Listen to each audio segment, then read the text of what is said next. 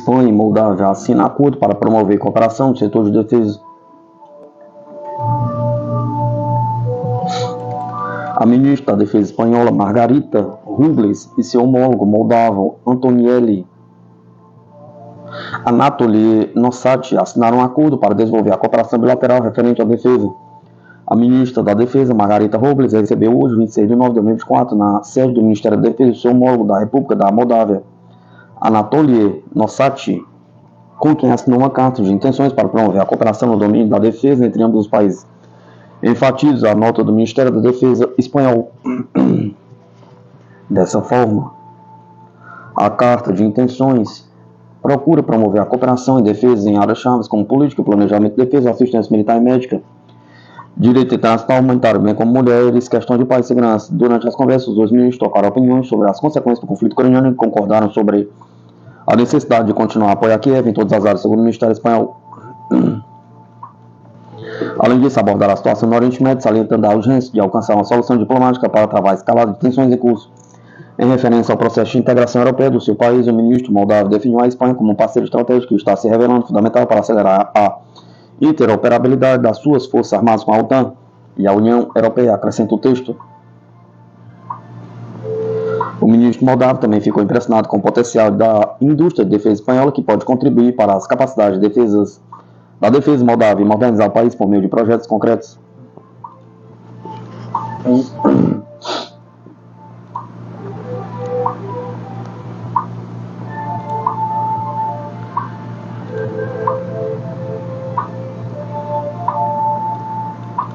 A população ucraniana está cansada do conflito e cada vez mais disposta a pôr fim a ele, diz mídia. O povo ucraniano está cansado das hostilidades quando não se vê nenhuma possibilidade de vitória e deseja cada vez mais acabar de qualquer modo com o conflito, segundo o jornal The Washington Post. No contexto do cansaço da população, o jornal também sublinha o fato de que, quanto mais esgotadas estão as pessoas no país, pior é a situação dos militares ucranianos na linha de frente, já que muitos deles dependem de doações de civis para a compra dos equipamentos necessários. Após cerca de 2 anos e meio de conflito, com poucas perspectivas de uma vitória completa no horizonte, uma série de reveses no campo de batalha nos últimos meses, as pessoas estão chegando ao seu limite, diz o artigo. Embora as autoridades ucranianas declarem que o povo ucraniano não quer conversas com a Rússia, o jornal admite que pesquisas de opinião indicam um aumento de número de pessoas dispostas a fazer compromissos difíceis para pôr fim ao conflito armado.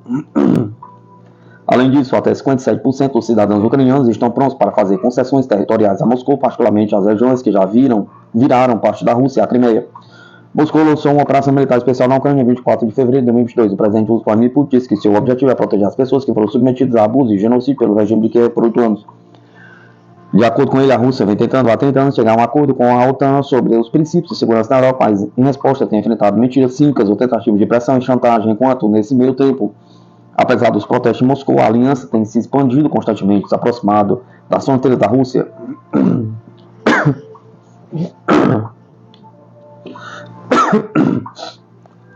China chama os Estados Unidos de maior ameaça ao mundo e fonte de guerras. Os Estados Unidos são a maior ameaça à paz mundial e uma fonte de guerras e conflitos, disse o porta-voz do Ministério da Defesa da China, Zhang Xiaogang, em uma coletiva de imprensa na quinta-feira, 26 de novembro de 2024.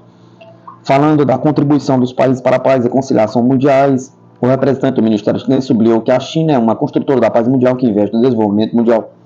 Ele destacou que Pequim adere estritamente à natureza defensiva de sua política militar, enquanto todos sabem que os Estados Unidos são a maior ameaça à paz mundial e uma fonte de guerra e conflito.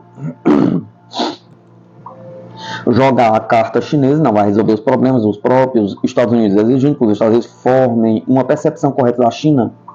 Exigimos que os Estados Unidos formem uma percepção correta da China, vejam o desenvolvimento militar e as intenções estratégicas da China de forma objetiva e racional, e façam mais do que propício para preservar o relacionamento entre os dois países e suas forças armadas, além de promover a paz e a estabilidade regionais, enfatizou Xiao Gang.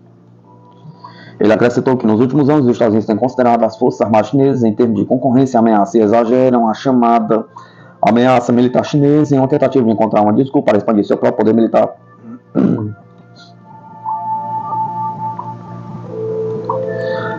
Guarnição ucraniana em Ugledar se mantém só devido à falta de informação, diz militar russo. As últimas unidades das Forças Armadas da Ucrânia que defendem Ugledar estão tentando se manter na cidade. porque tem falta de informação, não sabem o que está acontecendo, nem mesmo nas proximidades, disse um oficial do exército russo. Em uma entrevista, o oficial das Forças Armadas da Rússia, com o codinome Vitsiaise, que participa da libertação da cidade das tropas ucranianas, falou sobre o progresso da ofensiva.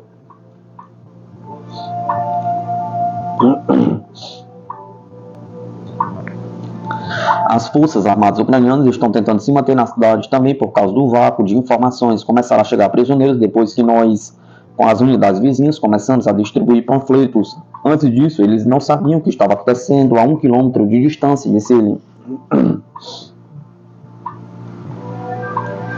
O oficial observou que agora estão em andamento operações ofensivas ativas do exército russo. Os militares russos estão identificando alvos, atacando com morteiros de artilharia, bem como com drones FPV. De acordo com Vitsiaise, as forças ucranianas têm postos de observação bem equipados em toda a cidade, com várias pessoas em cada um deles, que só precisam de 5 a 7 minutos para detectar equipamentos russos. Esses postos são identificados e destruídos. O Gledar está localizado em uma elevação que dificulta a aproximação. A cidade se tornou uma seção bem escalonada e definida na linha de frente, explicou Vitsiaise. Ao nos fixarmos na própria cidade, poderemos olhar muitas dezenas de quilômetros à frente disso. O chefe da República Popular de Donetsk, Denis Pushilin, disse recentemente que os combatentes já têm um lugar em Ugledar. Ele observou que é muito importante para a República Popular de Donetsk libertar a cidade.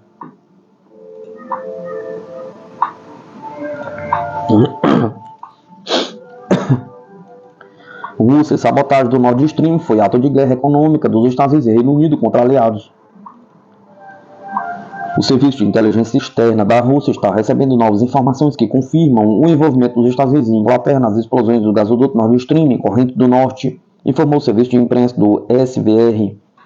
Na quinta-feira, 26 de nove de 2004, segundo informado, o Serviço de Inteligência Externa da Rússia tem recebido informações sobre as explosões dos gasodutos russos de exportação de gás para a Europa, o Nord Stream 1 e Nord Stream 2, desde que aconteceram em 26 de setembro de 2022.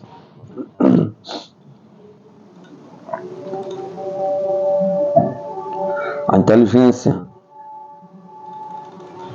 disponível indica claramente que os ataques ao Nord Stream são um ato de terrorismo internacional e uma guerra econômica anglo-saxônica contra os seus aliados europeus, principalmente a Alemanha. O SVR alegou que desde 2022 Washington e Londres vêm tentando sistematicamente remover o tema da sabotagem do Nord Stream da agenda internacional. O SVR russo tem informações sobre a decisão tomada nos Estados Unidos e no Reino Unido de implementar uma campanha de desinformação na véspera do próximo aniversário das explosões para encobrir o verdadeiro propósito da sabotagem. Seus organizadores, desde agosto deste ano, as estruturas e mídia controladas por Washington e Londres têm implementado a falsidade de que os ataques foram realizados exclusivamente por extremistas ucranianos que agiram de forma independente desse comunicado. Essa versão é absolutamente absurda, de acordo com o serviço, porém, o serviço de investigação alemão já adotaram como sendo a principal.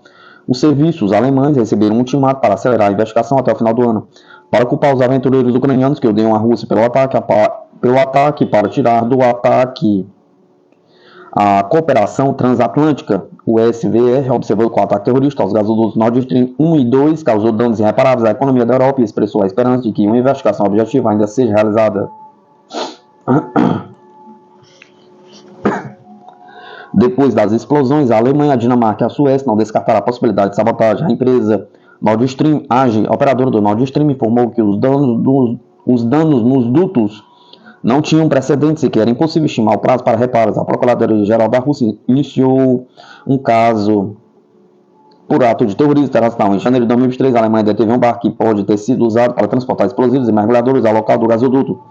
A mídia informou posteriormente que a Procuradoria alemã emitiu um mandato de prisão para um cidadão ucraniano, Vladimir ZH, sobre o caso, mas o suspeito deixou a Polônia de carro rumo à Ucrânia em 6 de julho.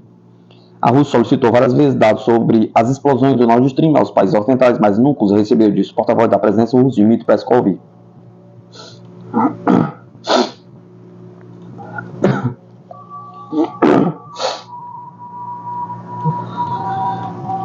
O político turco prevê colapso do sistema norte-americano devido à quebra da confiança no dólar. O colapso dos Estados Unidos e de todo o sistema atlântico formado após a Segunda Guerra Mundial é inevitável, uma vez que a confiança no dólar está minada, previu Hakan Topkurulo, vice-presidente do partido Vatan, Pátria da Turquia. O atlantismo, conhecido também como euroatlantismo, é uma direção de filosofia geopolítica de aproximação política, econômica e militar entre os estados da América do Norte, os Estados Unidos, o Canadá e da Europa, seus valores e objetivos comuns. Um dos resultados desse conceito é a criação do bloco militar da OTAN.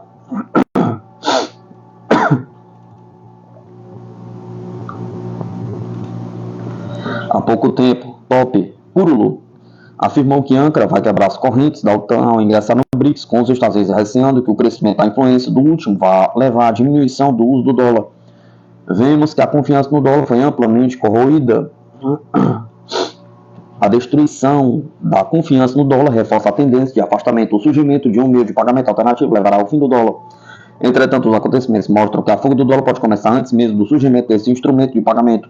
Isso vai levar ao colapso de todo o sistema atlântico, especialmente dos Estados Unidos, disse agora Top Kurulu. Segundo ele, hoje o BRICS está se desenvolvendo como instituição que vai organizar o futuro do mundo inteiro.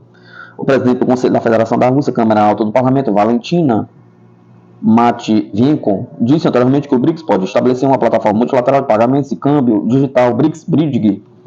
A Rússia assumiu a presidência do BRICS em 1º de janeiro deste ano. Nesta data, além da Rússia, Brasil, Índia, China e África do Sul entraram no bloco novos países membros: o Egito, a Etiópia, o Irã, os Emirados Árabes Unidos e a Arábia Saudita. Em junho, o primeiro-ministro da Malásia, Anwar bin Ibrahim, confirmou a Lula da Silva a intenção da Malásia de participar do BRICS.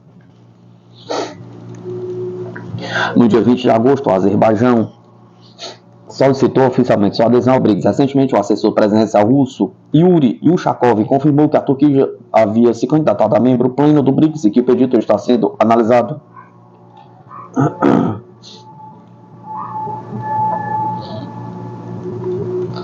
Em resposta à Rússia, França testa míssil supersônico nuclear com capacidade de explosão 10 vezes maior do que as bombas de Hiroshima e Nagasaki juntas. A tensão entre Ocidente e Oriente está cada dia maior. Agora foi a vez da França dar uma resposta aos testes russos. Para isso, o presidente da França, Emmanuel Macron, autorizou a realização de um disparo de caráter de exercício do míssil supersônico Ar-Terra AS-MPAR-R. O teste foi realizado na tarde do dia 22 de setembro. O exercício foi realizado com caça Rafale B, sob escolta de um esquadrão. O míssil possui capacidade de transportar uma ogiva nuclear de até 300 quilotons. Só para ter uma ideia, a explosão causada seria até 10 vezes mais devastadora do que as bombas lançadas sobre Hiroshima e Nagasaki. Intitulada Operação Durandal pelo Ministério da Defesa da França, a operação, segundo o próprio governo, correu dentro do esperado. Foi bem sucedida e apenas dentro do território francês. Como era de se esperar, o míssil estava sem a carga. No entanto, o governo francês não divulgou quais foram as zonas sobrevoadas e nem qual o alvo atingido pelo exército. Estima-se que a França possui atualmente cerca de 290 ogivas nucleares com potência semelhante ao que poderia ser realizado no teste. Para além dos conflitos em andamento, Putin e Macron possuem um histórico de animosidade que se estende de longa data. Desde que foi eleito em 2017, o presidente francês tem feito um esforço no sentido de se tornar uma das figuras mais influentes e poderosas da Europa. Para isso, ele vem tomando a frente de assuntos militares importantes, especialmente os que envolvem a Rússia.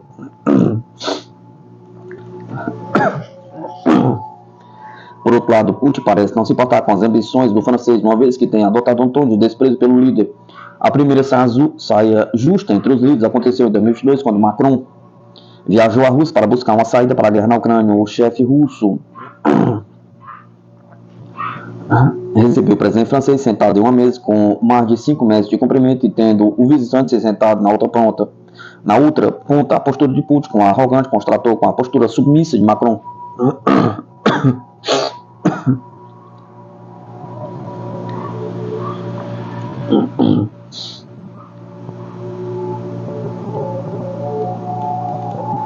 Estados Unidos revoluciona defesa naval no Indo-Pacífico. Navio US Preble chega ao Japão com Helios, lasers de alta potência que reforçam a estratégia militar enfrentando ameaças da China. A Marinha dos Estados Unidos, em resposta ao aumento das atividades militares da China na região do Indo-Pacífico, realizou a implementação de um navio de guerra equipado com tecnologia de ponta, uma arma laser avançada, o contra-torpedeiro US Preble, que conta com um sistema de energia direcionado a partir de San Diego rumo a Yokosuka, Japão, no dia 22 de setembro. Durante o fim de semana, imagem do navio deixando o porto circular nas redes sociais, destacando a importância dessa movimentação estratégica. A implantação do US Preble Foi anunciado oficialmente em 1º de agosto, quando a Marinha informou que o destroyer de mísseis guiados da classe Arleigh Burke substituiria o US Mansfield, que estava programado para retornar a Everett, Washington. Essa movimentação não apenas reforça a segurança nacional dos Estados Unidos, mas também solidifica o compromisso de defesa do Washington com o Japão.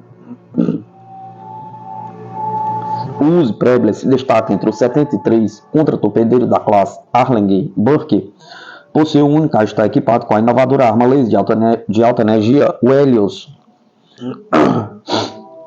Com uma potência de 60 kW, o Helios possui a capacidade de neutralizar drones e mísseis, oferecendo uma vantagem significativa em situações de combate. Esse sistema multifuncional não só é capaz de destruir alvos como embarcações menores, mas também atua como um deslumbrante confundindo sensores ópticos em mísseis e aeronaves inimigas. Além disso, o Helios vem acompanhado de sensores ópticos avançados que aprimoram as capacidades de rastreamento e apontamento.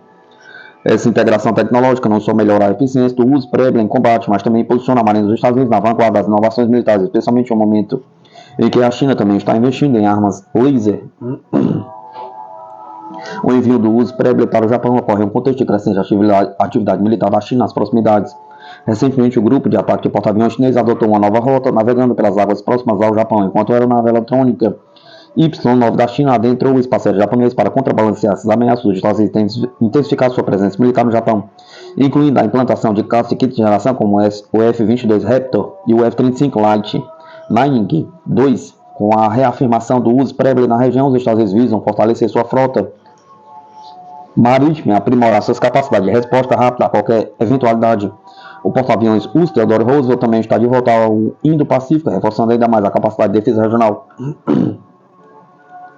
O chefe de operações navais dos Estados Unidos, almirante Lisa Franchetti, revelou o plano de navegação para a Marinha de Guerra dos Estados Unidos, que enfatiza a importância de se preparar para potenciais conflitos, especialmente com a República Popular da China. Este plano estabelece objetivos estratégicos que visam não apenas a manutenção da vantagem militar, mas também a inovação contínua em operações de combate, destacando a relevância de tecnologias emergentes como robótica e inteligência artificial. À medida que a tensão aumenta nas águas do mar da China Meridional e no Estreito de Taiwan, a Marinha dos Estados Unidos se compromete a manter a sua liderança global em capacidades navais e está pronta para enfrentar desafios futuros, garantindo segurança e estabilidade na região do Indo-Pacífico.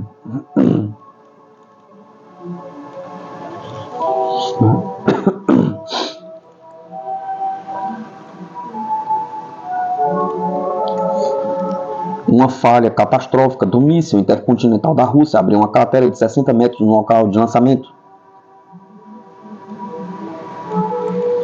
A Rússia sofreu uma perda catastrófica na última sexta-feira, 21 de setembro, ao realizar o lançamento do Sarmat-2, um míssil balístico intercontinental. De acordo com imagens de satélites capturados no local, uma falha no lançamento do míssil provocou a abertura de uma cratera com cerca de 60 metros no cosmódromo de Plesetsk, no norte da Rússia. Projetado para atingir alvos distantes, como a Europa e até mesmo a América do Norte, o míssil possui 35 metros de comprimento, com alcance de 18 mil km e um peso de lançamento com mais de 208 toneladas. Contudo, apesar de todo o poderio, esta é a quarta vez que o teste do míssil falhou desde que começou a ser desenvolvido em 2018, para substituir um antigo modelo em uso na então União Soviética. Em 2023, Sergei Shoigu, ministro da Defesa na ocasião, descreveu o míssil como sendo a base das forças nucleares terrestres da Rússia. Vale destacar que a Rússia possui atualmente 5.580 ogivas nucleares registradas, segundo informações da Federação dos Cientistas dos Estados Unidos. A utilização de mísseis supersônicos, ou seja, com capacidade de voar a mais de 6.000 km por hora e atingir alvos até 2.000 km de distância, foram utilizados em batalha pela primeira vez durante a invasão da Ucrânia. Esse foi o primeiro registro desse tipo de tecnologia sendo usado em uma guerra. Por isso mesmo, esse tipo de teste é estratégico para a Rússia em seu conflito com o país vizinho, uma vez que ele reforça a manutenção da Rússia como superpotência militar.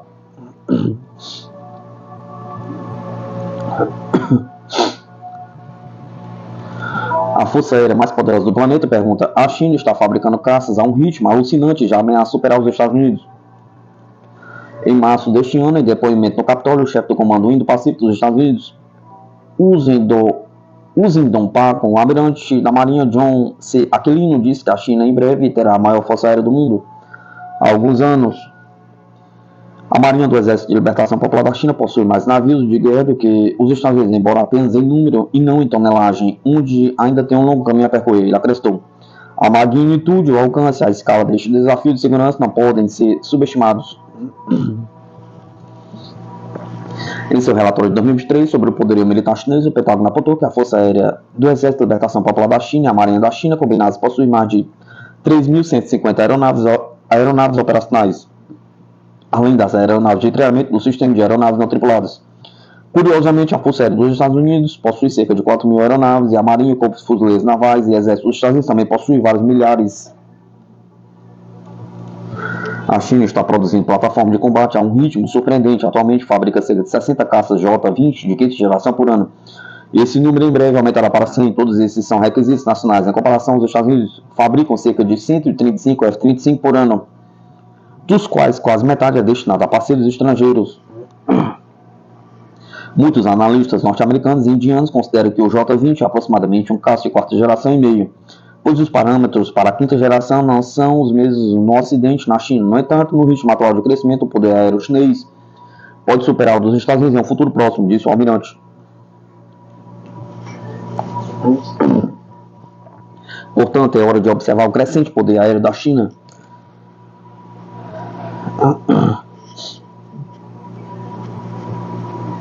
A Força Aérea da China conta atualmente com 400 mil efetivos ativos e quase 2.700 aeronaves. Ela percorreu um longo caminho desde o uso dos MiG-15 na Guerra da Coreia. Nas décadas iniciais importava ou produzia aviões soviéticos sob licença no país. Mais tarde, quando ocorreu uma ruptura entre os partidos comunistas dos dois gigantes, a China começou a aplicar engenharia reversa aos designs de aviões soviéticos e russos. Nos anos 70 e 80, como parte da diplomacia do ping-pong dos Estados Unidos, a China conseguiu acessar algumas tecnologias militares norte-americanas, mas as coisas mudaram após os protestos, o massacre da Paz Celestial. O massacre da Praça da Paz Celestial em 1989, os Estados Unidos se retiraram. Além disso, o fim da Guerra Fria em 1991, os Estados Unidos tiveram pouco apoio da China para combater a Rússia. No final dos anos 90, a Força Aérea Chinesa começou a fazer avanços substanciais na transição para uma Força Aérea mais moderna, com a aquisição e desenvolvimento de aviões avançados como o Sukhoi Su-27, o Su-30 MKK, o Su-35 e suas variantes de engenharia reversa, o Shenyang J-11, J-15 e J-16. Em 2004, a Força Aérea Chinesa lançou o conceito de reforma de Força Aérea Estratégica, que visava reconstruir a Força Aérea Chinesa em uma força de combate integrada, capaz de realizar operações tanto ofensivas quanto defensivas no ar e no espaço. A reforma de 2004 inclui mudanças na doutrina, no equipamento, no treinamento, na educação, na estrutura organizacional, no pensamento estratégico. Seus próprios designs incluem o Shandong J-10, embora com contribuições iniciais do programa Levy apoiado pelo Israel, e os caças Chengdu J-20 e Shenyang J-31 de quinta geração. Eles também projetaram localmente o JF-17 para exportação. No meio da década de 2000, a Força Aérea Chinesa já estava familiarizada com munições guiadas de precisão, reabastecimento aéreo, aeronaves, AEW6, sistema de comando e controle em rede. Restavam algumas incertezas, como a incapacidade de desenvolver motores de aviação modernos. No entanto, a orientação estratégica da Força Aérea Chinesa continuou a evoluir com foco na expansão de suas capacidades operacionais, incluindo o desenvolvimento de novos caças, avançados bombardeiros de longo alcance, grandes transportes, AEW&C, FRAM, uma variedade de helicópteros e drones. Hoje, a Força Aérea Chinesa é reconhecida como uma das forças aéreas mais capazes do mundo, refletindo programas de treinamento modernos e uma mudança estratégica em direção ao desenvolvimento de uma formidável força aérea espacial capaz de projetar poder a nível regional e até global. O mais importante é que o país adquiriu a capacidade de neutralizar a intervenção dos Estados Unidos no Estreito de Taiwan por meio do posicionamento ativo de combate, qualidade e quantidade nos comandos de teatro de operações do leste e do sul. A Força Aérea Chinesa intensificou seus esforços de operação conjunta com o Exército de Libertação Popular da China, aumentando a projeção de poder e as capacidades de ataque expedicionário, realizando patrulhas conjuntas nos mares do leste e sul da China. A Força Aérea Chinesa desenvolveu sofisticados sistemas integrados de defesa aérea capazes de fornecer cobertura além da costa das fronteiras. A China é o segundo país do mundo e a primeira da Ásia a implementar uma aeronave furtiva operacional, enquanto o segundo avião furtivo está em fase avançada de desenvolvimento. Quase ao mesmo tempo, o Exército de Libertação Popular da China introduziu os mísseis PL-10 e PL-15 para melhorar sua capacidade de combate aéreo.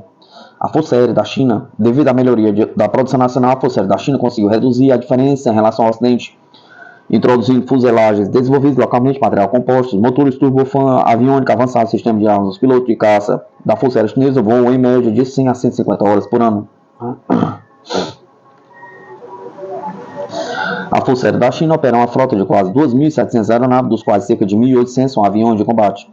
Caça, aviões de tanque, bombardeiros. A China possui a segunda maior frota de aviões de combate em operação no mundo e a terceira maior frota de aviões em geral. A Força Aérea da China tem quase 1.200 aeronaves de quarta e quinta geração e mais de 25 brigadas de combate de linha de frente.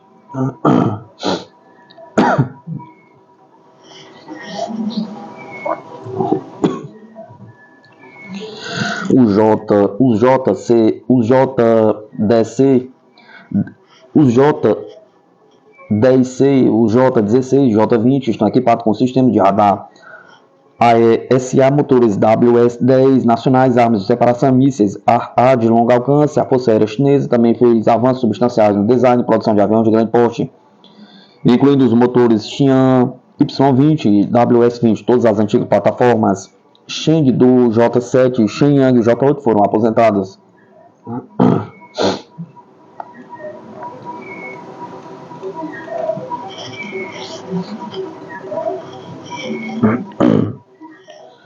Os principais aviões de combate em operação incluem 580 variantes J-10 multiuso, 245 J-11 superioridade aérea, 280 J-16 ataque multiuso, 300 J-20 superioridade aérea de quinta geração, 32 Su-27 superioridade aérea, 97 Su-30 MKK multiuso e 24 Su-35. A China está acelerando a produção do J-16 e J-10, suas variantes marítimas também.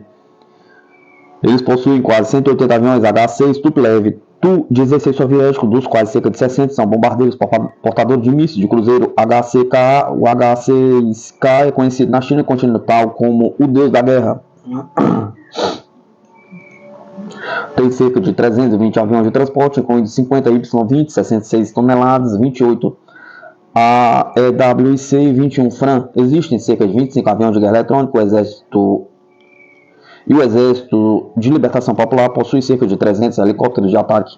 O inventário de SAN da China incluiu cerca de 500 S-300 e sua variante chinesa. O HK-9 foram desenvolvidos e fabricados na China, 130 sistemas de defesa aérea, de comando de rádio e radar ativo de médio a longo alcance. O H-22 eles possuem 6 complexos S-400. O J-16 evoluiu do Su-27, não está na mesma classe do Su-30 MKI da Índia ou do F-15 Eagle da USAF, mas seus números têm aumentado uma vez que o J-10C e o J-20 recebam os novos motores chineses da série WS-10 e WS-15. Os problemas na cadeia de suprimentos serão resolvidos e a dependência da Rússia será reduzida. A Força Aérea da China não tem urgência em obter grandes aviões de reabastecimento até que comece a ir além da primeira cadeia de ilhas.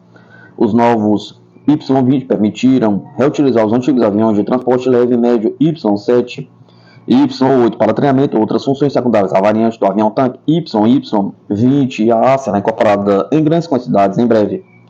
O Y-20 AEW, a variante de alerta e controle aéreo, é baseado no Y-20B e o design como um KJ-3000. Existem cerca de 180 drones Wally da classe Wing Long e um enorme inventário de drones menores, incluindo a capacidade operacional de enxames de drones. O jato Shanglong, introduzido recentemente pela China, o supersônico WZ-8 e o veículo aéreo de combate não tripulado furtivo GJ-11 redesenhado farão uma grande diferença.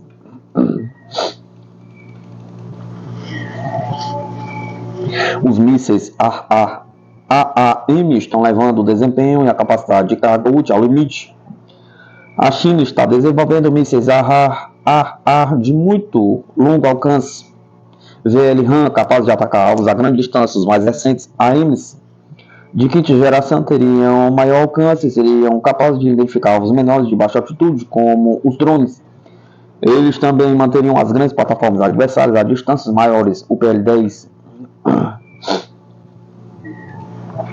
é um avançado AAM de curto alcance guiado por infravermelho com um foguete de combustível sólido com vetorização de empuxo Em um alcance operacional de 20 km, a China afirma que o PL-10 oferece um desempenho comparável aos mísseis AS-RAM e o IRIS-T europeus, enquanto oferece um desempenho cinemático superior ao AIM-X-9X. O PL-12 com alcance entre 60 e 100 km é um AAM guiado por radar ativo, além do alcance visual que diz ser comparável ao AIM-120, AIM-RAM americano e ao R-77 russo.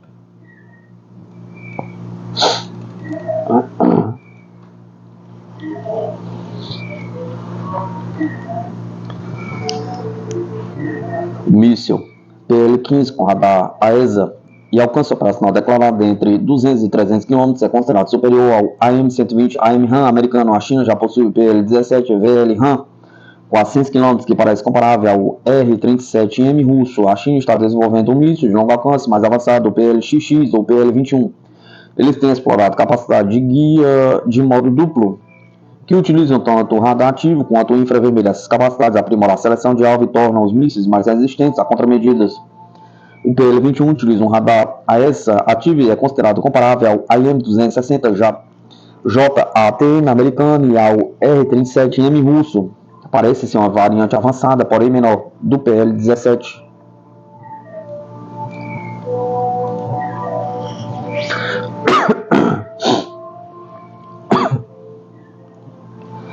O quartel-general da Força Aérea da China controla e apoia as 5 forças aéreas do Comando do Teatro de Operações. Cada TCAF possui entre 7 e 10 brigadas. Cada brigada tem de 3 a 6 grupos de caça, totalizando entre 30 e 50 aeronaves. Existem bases que exercem comando e controle sobre as unidades brigadas em sua área de operações e realizam exercícios conjuntos. As brigadas podem conter vários grupos de voos subordinados. Um grupo de voo opera um tipo de avião. As divisões de bombardeiros e transportes especializadas ainda precisam ser organizadas em brigadas e permanecem sob controle do quartel-general da Força Aérea Chinesa e do quartel-general da TCAF. A Força Aérea Chinesa possui mais de 150 aeródromos militares distribuídos nos comandos do Teatro de Operações. A China continua expandindo sua formidável base militar industrial. A cooperação da indústria de aviação da China tem cerca de 420 mil funcionários em comparação com os 28 mil da Rajasthan Aeronautics HAL da Índia. A AVIC tem 100 subsidiárias e 27 empresas de capital aberto. As empresas de defesa chinesas estão entre as 10 maiores do mundo e 4 estão entre as 25 maiores. O controle centralizado da China permite alavancar os recursos da indústria, academia, finanças e organizações de pesquisa com o objetivo final de fortalecer o Exército de Libertação Popular da China e aumentar o poder nacional abrangente da China. A China também utiliza a diáspora e meios cibernéticos para adquirir tecnologias frequentemente. Compra indústrias tecnológicas críticas no exterior, matrícula seus próprios acadêmicos nesses países.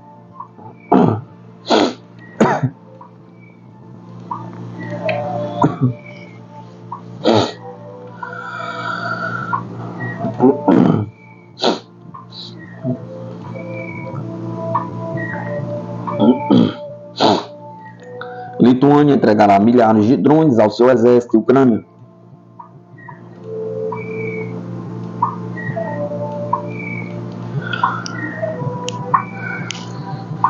O governo lituano fornecerá milhares de drones de fabricação local com visão em primeira pessoa para as forças armadas ucranianas e lituanas como parte de um grande investimento em uma capacidade de baixo custo que está remodelando o combate moderno. O Ministério da Defesa Nacional da Lituânia anunciou um contrato de 1 milhão com a empresa de drones Granta Autonomy, sediada em Vilnius, fundada em 2015 para sua nova plataforma quadricóptero GA-10 FPV-AI.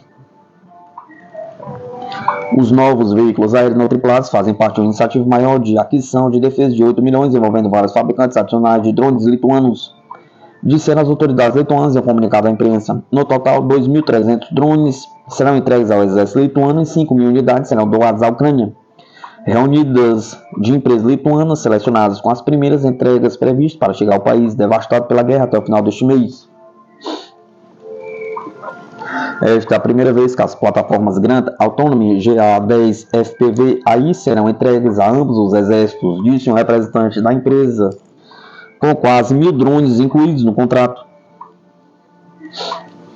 Os drones apresentam estrutura quadricóptera com capacidade de decolagem, pouso vertical e capacidade de transportar uma carga útil máxima de 3 kg. Segundo informações da empresa, em agosto, o Ministério da Defesa da Lituânia anunciou que drones de combate fabricados por 5 empresas lituanas passaram nos testes elaborados pelo Ministério da Defesa da Ucrânia para simular um ambiente de linha de frente e seriam escolhidos para serem enviados às tropas. De acordo com a rede de notícias local LRT, um lote inicial de drones já havia falhado em um teste desse tipo. O GA-10 FPV-AI é anunciado como capaz de operar de forma autônoma em ambientes sem GPS personalizável para diferentes frequências de transmissão de vídeo e tipos de câmera.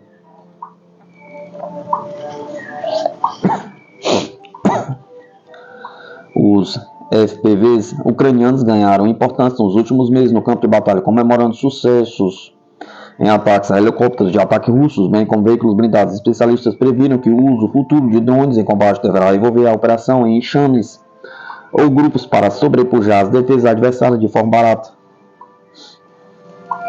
A Lituânia prestou atenção a esses desenvolvimentos, tendo anunciado no verão que suas forças armadas estão passando por um curso especializado em treinamento de instrutores para operar drones, bem como planos para equipar todos os ramos militares com esses drones.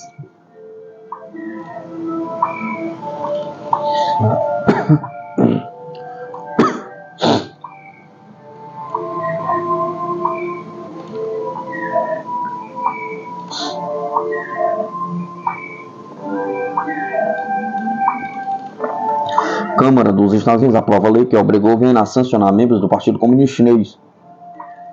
A Câmara dos Representantes dos Estados Unidos, de maioria republicana, aprovou nesta quarta-feira, 25 de nove de 2024, uma legislação para sancionar membros do Partido Comunista Chinês envolvidos em certas atividades, apesar das objeções da Casa Branca e da Embaixada Chinesa em Washington. Os legisladores da Câmara aprovaram a proposta com 243 votos favoráveis e outros 174 contrários. O projeto exige que o presidente dos Estados Unidos imponha sanções a membros do Partido Comunista Chinês se eles violarem a autonomia de Hong Kong, assediarem ou intimidarem Taiwan ou contribuírem para a opressão política contra grupos sociais da China. Os legisladores também emendaram o projeto para incluir a interferência nas eleições dos Estados Unidos na lista de condutas possíveis de sanção, além de adicionar empresas estatais chinesas envolvidas no comércio ilícito de fentanil. O Escritório de Gestão e Orçamento da Casa Branca afirmou que a administração Biden se opõe à legislação. As sanções obrigatórias do projeto provavelmente cortariam qualquer canal de comunicação entre os governos dos Estados Unidos e da China e prejudicariam os esforços da administração para obstruir um consenso diplomático sobre o país asiático. A legislação causaria ainda danos irreparáveis às relações dos Estados Unidos e China se fosse sancionada, informou a Embaixada Chinesa em Washington. Pequim condena e se opõe fortemente ao projeto, acrescentou o porta-voz da Embaixada Liu Peng em um comunicado.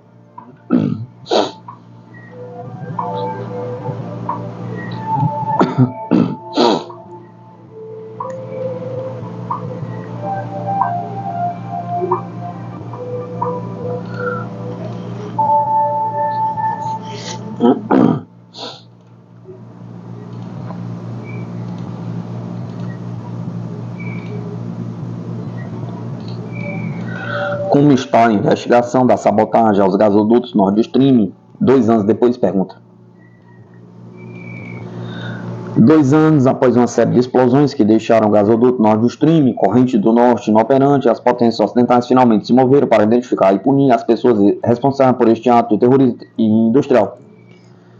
Imediatamente após a destruição do Nord Stream, alguns países europeus, incluindo a Alemanha, que mais sofreu com a perda de acesso ao gás natural russo confiável e barato, demonstraram uma notável falta de interesse em chegar ao fundo desta questão. A revelação bombástica do jornalista investigativo norte-americano Seymour Hersh, que identificou os Estados Unidos que tinham os meios para realizar este ataque e que repetidamente anunciaram seu desejo de encerrar o gasoduto Nord Stream 2 e a Noruega como os perpetradores do bombardeio, foi amplamente ignorada. Apesar de iniciar a investigação formal sobre a destruição do gasoduto, a Dinamarca, um dos países por cujas águas o Nord Stream 2 foi instalado, encerrou a investigação em fevereiro de 2024, alegando não haver base para um caso criminal. A Suécia, outro país cujas águas contêm uma parte do gasoduto, também encerrou sua investigação no mesmo mês devido à alegada falta de jurisdição Enquanto isso, a Alemanha agora alega que o ataque foi realizado por uma equipe por falta de um termo melhor, mergulhadores armados da Ucrânia contratados por um grupo de oficiais ucranianos liderado por Valery Zaluzny, ex-comandante-chefe das Forças Armadas do país. Todas as potências ocidentais que alegaram ter investigado a destruição do Nord Stream também ignoraram intencionalmente os pedidos de informações da Rússia sobre as explosões que destruíram o gasoduto. O ministro das Relações Exteriores da Rússia, Sergei Lavrov, disse em agosto de 2024 que Berlim deve parar de se recusar categoricamente a apresentar os fatos que eles não puderam deixar de descobrir. Ele observou ainda que o fato de algumas das informações solicitadas por Moscou não serem fornecidas por canais oficiais, mas aparecerem em jornais, sugere que toda essa investigação sobre supostas ações de alguns oficiais ucranianos pode ter como objetivo desviar a atenção pública dos verdadeiros perpetradores.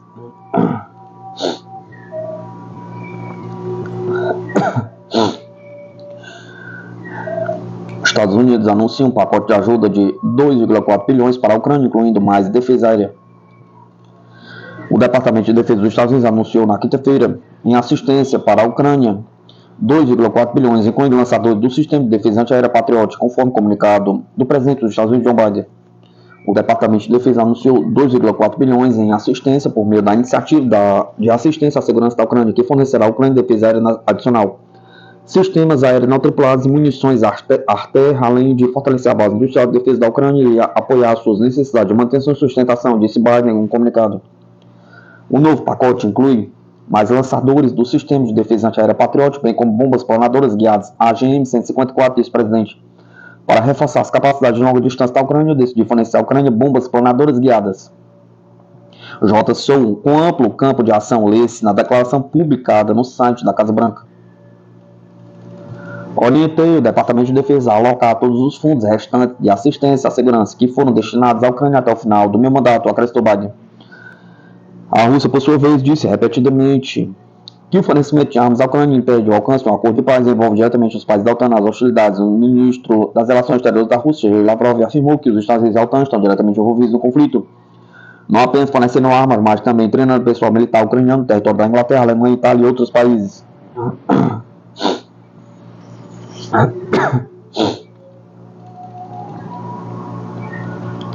O que está por trás da iniciativa de Vladimir Putin de mudar a doutrina nuclear da Rússia? Pergunta.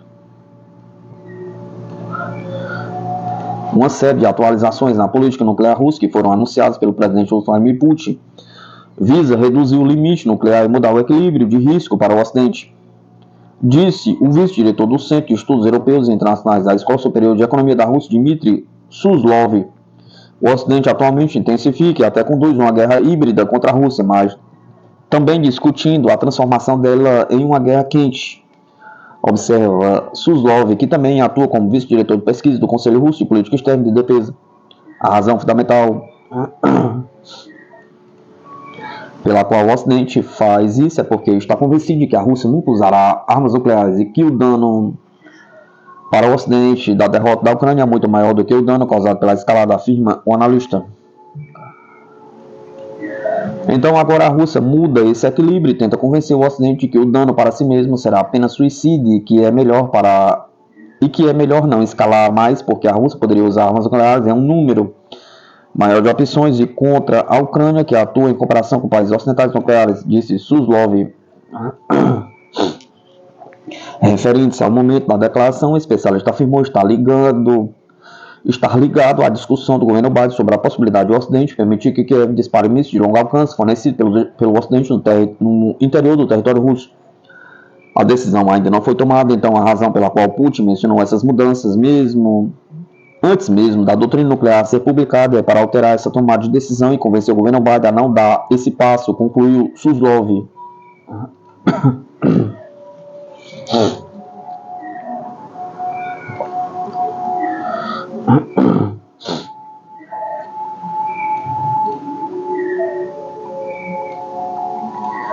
O crescimento econômico global do século XXI vai se concentrar nos países do BRICS, diz Putin. O crescimento econômico global do século XXI não vai se concentrar na Europa, na América do Norte, mas nos países do BRICS, disse o presidente russo Vladimir Putin na sessão plenária do Fórum Internacional Semana Russa de Energia em Moscou na quinta-feira, 26 de novembro de 2024. Putin afirmou que os países que querem aderir ao BRICS veem a perspectiva de uma ordem mundial equitativa com respeito aos interesses nacionais dos Estados.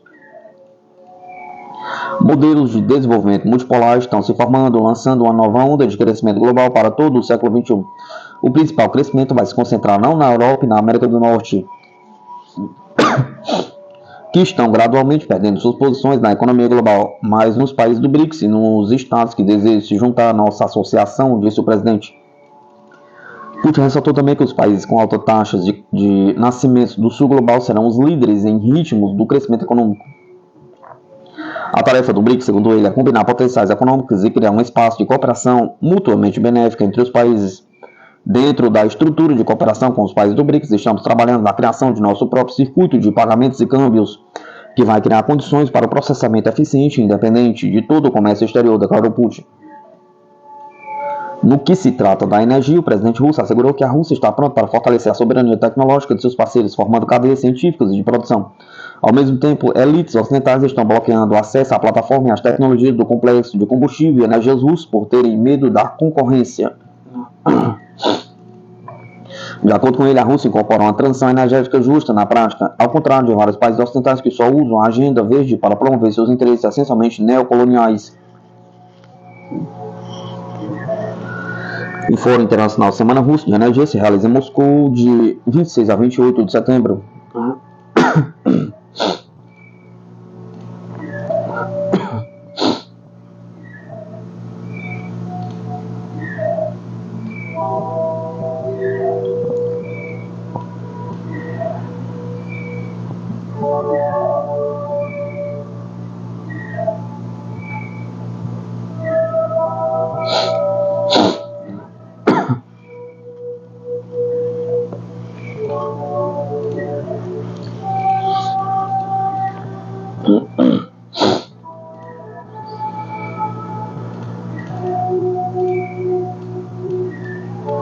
Sem alternativas ao gás russo, um dos maiores importadores europeus pede por sanções à União Europeia, diz mídia.